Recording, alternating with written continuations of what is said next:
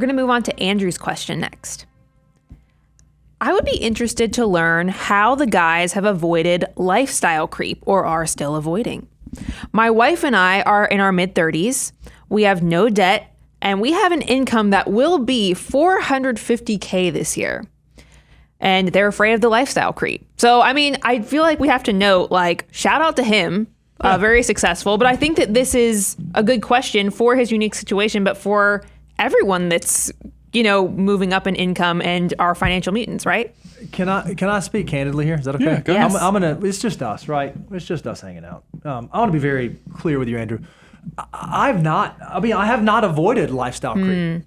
I really haven't. Like, it's something that, you know, as things have changed, the decisions that we make from a financial aspect have changed. The decisions we're making now at this age and stage of life are different than they were 5 years ago, 10 years ago, 15 years ago. I want to stop there and say, that's okay. That's not necessarily a bad thing. Lifestyle creep in and of itself is not inherently negative, so long as you're making sure that just in the same way your lifestyle is creeping, so too your savings behavior is also creeping. So one of the biggest things that we tell people to put in place is a pay yourself first, forced scarcity type situation. So if you know that your income is gonna be $450,000, in your mind, you need to go ahead and think, okay, I know I gotta save 20 to 25% of that gross income for the future. So I'm gonna work through the financial order of operations. You hold the thing, Brian? I'm gonna work through it. I'm gonna make sure I got emergency fund. I'm gonna do my Roth IRAs. I'm gonna do my backdoor Roth IRAs at your income. I'm gonna do HSAs. I'm gonna go max out my employer-sponsored retirement accounts. And you have to figure out that 20 to 25%, am I hitting that number? If you are, and you're checking that box, then I'm gonna advocate, it's okay for your lifestyle to create. It's okay if you go on the nicer vacations, if you buy the nicer home, if you have the nicer car, if you spend more on the shampoo or our lifestyles. My lifestyle. So that's an interesting distinction. So you're saying, because I sometimes inherently think of lifestyle creep as living outside of your means, but like that's not necessarily the case. Like your lifestyle is naturally going to build that's right. with your success. If you look at the Hansons right now, it's just a different picture than it was 10 years ago. But that's okay. That's not, I don't think that's necessarily a bad thing. Agree? Disagree? I find, and this is one of those fun things about it, is, and Andrew, you're on that journey where you're trying to just understand your relationship with money and how do you maximize the use as a tool, but also not let it essentially become you and own you and become, in a lot of ways, an idol. Because I think a lot of people, there's a lot of pressure. And once I started making enough money, because at $450,000, you are in an abundance level of income. You kind of, it's this weird disconnect because the world, the consumption world is telling you, go buy the luxury car, go buy the bigger house, you can afford it. And then you're like, but do I get enjoyment from that? Where was the goalpost? Because here's what grounding exercise I do. I think about my 22-year-old self. And I think about what, or even I would go back younger. Like I remember when I was in college, I went out on one date with this girl that I had met when I was visiting at Auburn, hanging out with some buddies. And I went to her parents' house because she was originally from Atlanta, and went and picked her up. I remember going to her parents' house. I'm like, holy cow, these people are rich. I mean, I thought it was rich. I was like, these people are loaded.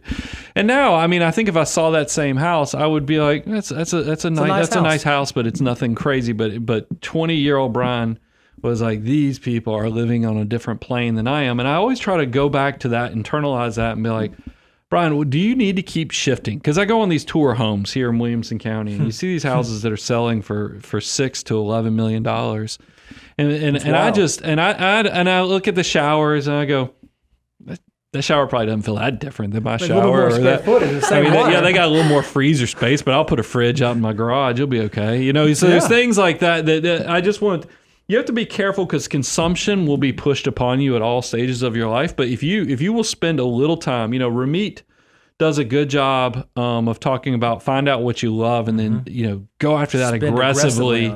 But find out if there's other things that, kind of society puts upon you that you don't love, but yet society's telling you should do these things, and it can be all kind of things. I've found in my own life, I love building memories with my family. So I travel in really nice ways, and I have no problem buying the memories and that stuff. But I am in my neighborhood. Like, I live in a very nice home, but I have no desire to try to kick it up a notch, because I'm also at this weird spot. And this is something that we got offered again on the building yesterday.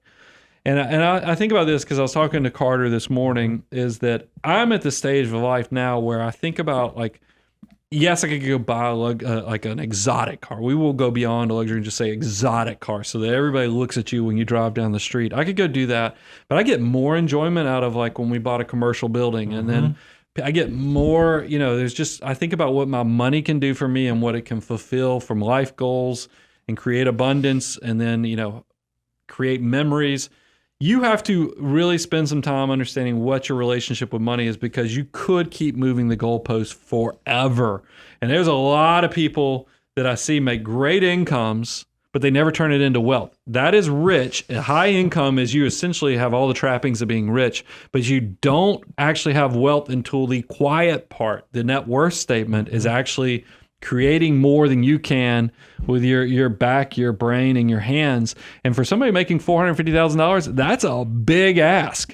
So you better go ahead and start measuring yourself. Go to learn.moneyguy.com, look at our net worth tool, start tracking your net worth, and start challenging to see if your assets and what they generate every year is any way or shape getting close to what you earn, because that's also a big responsibility. If you make that type of money, it's going to take a lot to replace that. So you better get on board with saving and investing for the future, but then always humble yourself so that it's a tool, not something that defines you completely. And that's the big part that I've enjoyed. I've enjoyed the journey. The journey is part of the reward for me, so that money is not, because I realize how empty it is if you don't actually understand the why and the fulfillment and the abundance of, remember, abundance is wealth plus purpose. If you don't have the why, the purpose, you're going to find it's really empty.